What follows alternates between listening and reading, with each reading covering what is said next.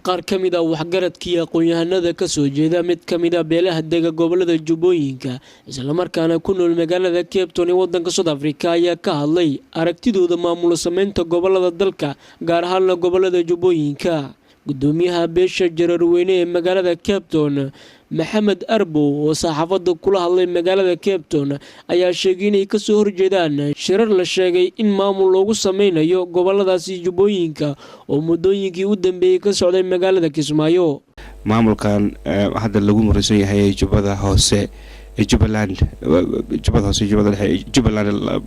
loo bixiyay maamulkaas Azania waa maamul runaantii aan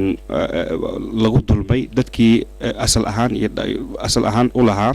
deegaanadaas dadkii oo Soomaaliya asal ahaan u lahayd in maamul lagu dulmay weeye saadarteeda marka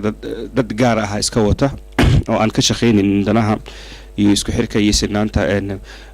midnimada ummadda Soomaaliyeed. mudane Arbo ayaa sheegay in marnaba aysan qaadan doonin wax ka baxsan sharciga isla markaana maamul sameynta gobolada dalka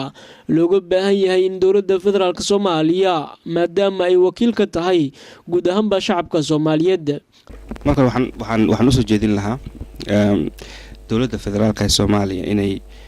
maamul sameynta gobolada Soomaaliya inay farigelin ku saleysan cadaalad iyo sinaan inay kusameyso. Cabdullaahi Maxamuud Amiin Cabdullaahi Qorshe telefishinka qaranka Soomaaliya magaalada Cape Town wadanka South Africa.